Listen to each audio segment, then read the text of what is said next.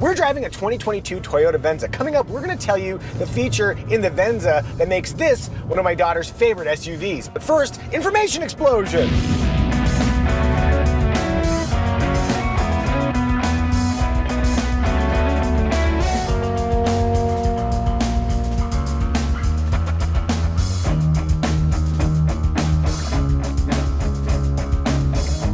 The Toyota Venza is a 5-seat hybrid SUV. Let's begin with interior.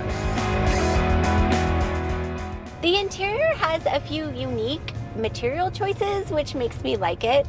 There's pinstriping in a few places on this door trim, right near the power button, and this cord, which looks like it's wrapped in a silver thread with this like trim. There's like soup vibes in here. I don't know. There's what? Soup vibes. I thought you said soup vibes, and I'm like, man, we get esoteric with our descriptions, but we are off the charts today. From an ergonomic standpoint, though, this is not my favorite vehicle. Every time I reached for the drive selector, I felt like I was knocking around these mugs. The phone charger is kind of an awkward reach, especially if you want to plug it in. Every time I put my hand in there, it reminds me of that one scene in Indiana Jones. Also, I think it's interesting that there is a traditional transmission selector in here, because everything else feels like it's going for a more contemporary vibe, and it would be very normal to have an electronic selector, perhaps a button or something like that. Yes, I thought that as well. The button would make this space so much more usable. Yeah, that said, where the cup holders are does give you unlimited height for your novelty-sized sweetie beverages. Yay!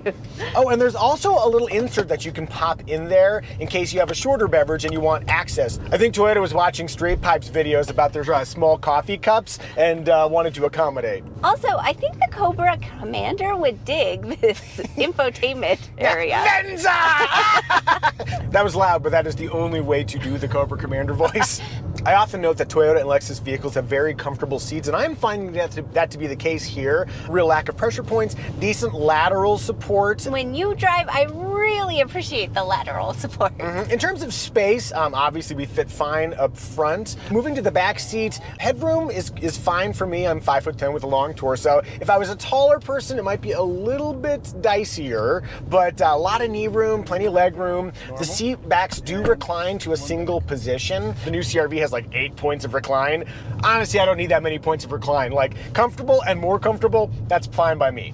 Oh, and I like that in the center position, it's not a completely flat floor. There's a little raised position though, that's a wide enough perch that I think it would be very accommodating for somebody sitting in the middle with shorter legs. As for cargo space, there's 28.7 cubic feet of space back there, which I think is perfectly great for the category. You know, you can put the seats down if you need more space. There's nothing really like dazzling happening back there. There's no unique underfloor storage, but there is a spare tire under there. If you've ever gotten into an electrified vehicle where they got rid of the spare tire because there's a battery, you'll be happy to know you can actually put the spare tire on rather than wait for AAA.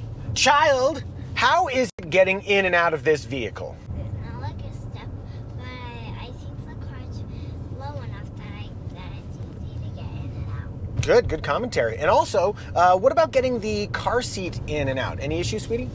The door opening, we have a rather tall car seat. Because our kiddo just keeps on growing, you may have noticed. Yeah, that was a little bit awkward, but other than that, the latch points are really accessible, easy install. As for safety, the NHTSA rates the Venza 5 stars. The IIHS rates it a top safety pick. And as is the Toyota way, there's a full suite of active driver assist technology, automatic emergency braking with pedestrian detection and daytime bicyclist detection. Whoa! How about Mercedes detection? Daytime. Oh boy! Oh, I wouldn't do that. Oh boy. That was a little kid. The Venza also offers 8 airbags and full-speed adaptive cruise control. So what do we think, family? Is the Toyota Venza family-friendly? Family-friendly. Yes. Rear window test. All the way down. All the way down. Armrest test. If I'm driving in a comfortable 8 and 4, my elbows have no issues getting to the outboard and inboard armrest, and they're pretty darn squishy. A soft layer on top, squish layer below on the inboard, same deal on the outboard. I'm gonna go 85% inboard, 80% outboard. Hey, Would you like to see more videos like this where we review cars as a family, plus the occasional helicopter video? If so, feel free to subscribe. Style! Let me take a quick moment to thank the sponsor for today's video, Flying Eye Sunglasses. And when I say quick, I mean quick. The glasses do this kind of stuff. They're made out of a special material. I wear them in the helicopter. That guy's driving off-road in his Chevy, and that was really interesting. But they're super comfortable for daily life, whether you're adventuring in the chopper or just driving in a Toyota Venza. Sweetie wears them as her eyeglasses, and she's got that removable magnetic tinted lenses. Flying Eyes are super cool. If you want to learn more, there's a link in the description. Flying Eyes. When you drive the Toyota Venza around, the interior has a reasonably stylish quality, but you kind of forget what the exterior looks like. It feels very modern, I think handsome. You might even describe it as sassy. Especially in profile, there's those two crisp horizontal lines and then a curve between them where the rear fascia sticks out. Also, the front looks like a whale to me because of the baleen trim on the front.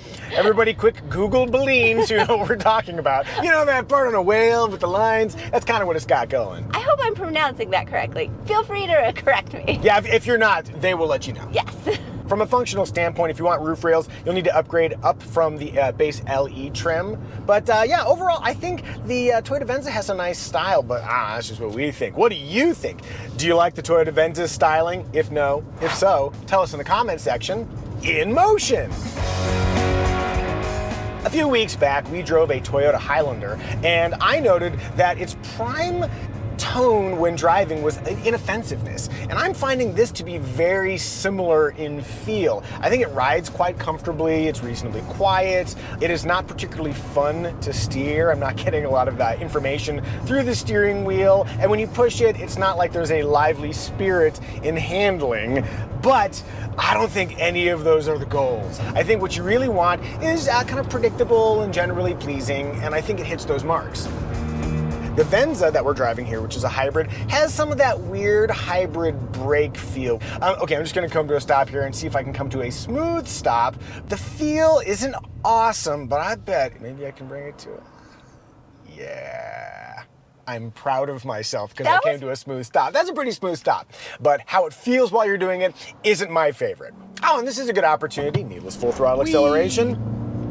I really do like how the hybrid powertrain works. You get that great electric torque off the line, the gasoline engine comes in, the powertrain's just sort of doing its thing and giving you the power you need. And when you're at speed, I'm at 45 now, power comes in pretty promptly. There are a couple of different drive modes. We've got sport mode, eco, and normal. Let's put it in sport, and yeah, the steering gets a little bit heavier, and yeah, that's fine. Oh, and there is an EV mode as well, which is usually unavailable, but if you want to drive around without the engine on, perhaps you're at a campsite, you don't want to bother people as you're coming up to your campsite, EV mode is a thing you can use. All right, those are my driving thoughts, but what does Sweetie think? Evie's driving, and normally I just let you talk, but I'm noticing as I sit over here that I can't move the seat down, and I'm sitting a little bit high, and my headroom is pretty narrow, so if I was a taller guy, this might be dicey. Okay, now on to you. You're steering. How's that feel? I feel like I have to turn the wheel quite a bit to get around corners, and since where we live is all corners, I'm not really liking that. That might be indicative of a comparatively slow steering ratio versus some of the vehicles that we drive. You don't drive super quickly, but you do seem to enjoy not having to make big movements to get the turn that you need. Depending on where you live, that slow steering ratio could read as either very stable because you drive a lot on the freeway, or a little bit slow because you drive everywhere at 25 miles an hour in a mountain community.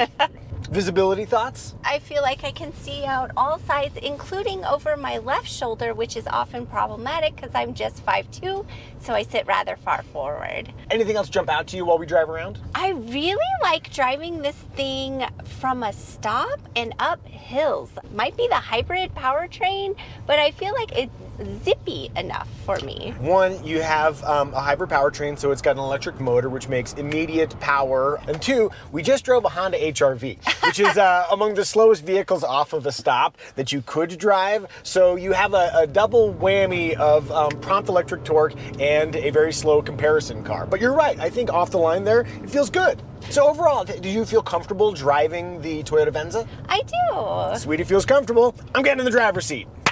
Yeah, I think there is a satisfying quality driving the Venza around. It's not going to make you feel a ton of excitement, but that's not really its purpose. I'll also note that all-wheel drive is standard, and it uses an electric motor to power the rear wheels, and this is not an off-roader. This is really more of a driving to the mountain, and it's a little bit slippery, and maybe there's some snow, that kind of stuff. But if you want, you can drive it on some trails. We took it a little bit off-road on a little bit of dirt, and it did well enough. Let me take a quick moment to thank everybody who supports us, whether that be with a thumbs up or a comment or the thanks button that YouTube has installed down below, or maybe you support us on Patreon. However you support us, if you do choose to support us, we appreciate it.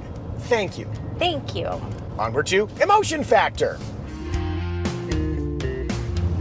I'm turning here and I'm not feeling a great deal of emotion, but that's not where we derive our emotion when we're driving the Venza. I think there is potential emotion to be found in the fact that it's a Toyota. People who buy Toyotas love buying Toyotas. And also, I think there is a style component. I totally agree. I was surprised how stylish it was, on the exterior particularly. It's also the kind of vehicle that if you tell people you bought a Venza, they'll be like, oh, what's a Venza? And then they'll be like, oh, it's cool, you got a Toyota, that thing will last forever. And I think there's definitely an emotional component there. What do you guys think? Is there an emotion factor to the Toyota Venza? If you're feeling emotionally drawn to buy a Venza of your very own, I'm guessing you're gonna need to sell your current car first. If you'd like to know what your current car is worth or how much you should spend on your upcoming Venza, Kelley Blue Book is the pricing guide you can trust for more than 90 years. I'm using the old-timey voice because it's fun to use. Click the link in the description below to see all of your pricing data from Kelley Blue Book. Blasting forward to remarks. Remark number one, infotainment. So an 8-inch screen comes standard. Apple CarPlay and Android Auto both come standard as well. But we have the 12.3-inch screen that comes in the limited trim. Using the infotainment felt unnecessarily complicated to me. So there's these capacitive touch buttons. Can I call them buttons? Well, they're not even buttons, but it's touch zones. We got a touch zone down here. Which are located far from the screen, so having to go back and forth between the touchscreen and those was a little awkward. The fact that you cannot feel your way to a button was awkward. I really wish they were buttons. Well, and that's funny because on any other trim, the two lower trims, they are buttons. Oh my gosh. So the capacitive interface is supposed to be a nice to have that's available on the highest limited trim.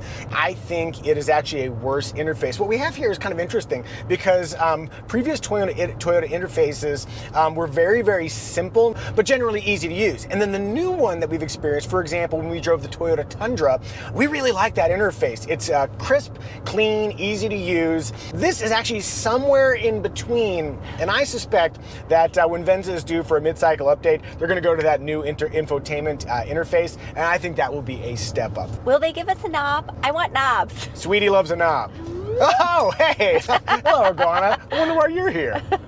Yeah, just to taunt you, if you go on the configurator and you go to the lower trims, you can see what the physical knobs look like. Speaking of this region right here, I do like the fact that we have a 360-degree camera system. Resolution is a little bit low for my taste, but I'd much rather have it than not have it.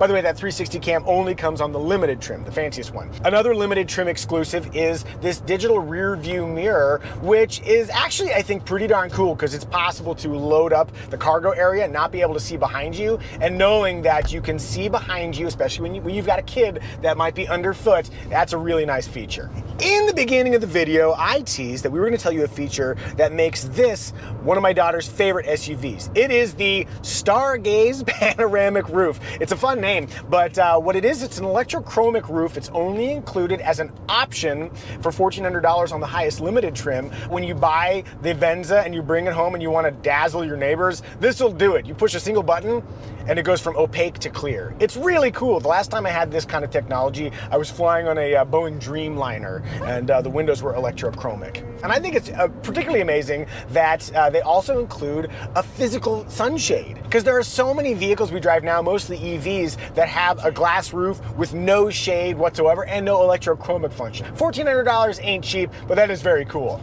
Sweetie? Yes. Can I make a trim recommendation? Sure. Our trim recommendation is which trim gives you the essential features you'd regret not getting, but at the lowest possible price. I'm going to recommend the base $33,240 LE trim. It has a ton of safety features, an 8-way power driver's seat, automatic climate control with buttons instead of capacitive controls. It's got 4 USB ports, wireless phone charging, and a hands-free liftgate, plus smart key access, a feature I will not live without. Of course, if you want fancier features like faux leather seats, heated and ventilated memory front seats, blind spot warning, a 360-degree camera system, or that cool stargaze roof, the XLE and Limited trims are available. But to me, the LE trim has all the essentials.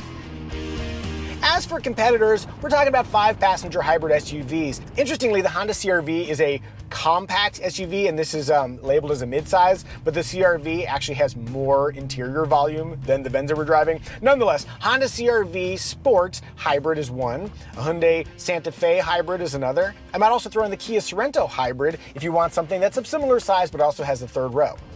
To that competitive set, I'm also going to throw in the Toyota Crown, which I recently reviewed for Kelley Blue Book. The Crown is like a raised sedan thing. It's arguably more sporty than the Toyota Venza we're driving, but it's clearly less practical. Did we miss any remarks? If so, tell us in the comments section. Synopsis!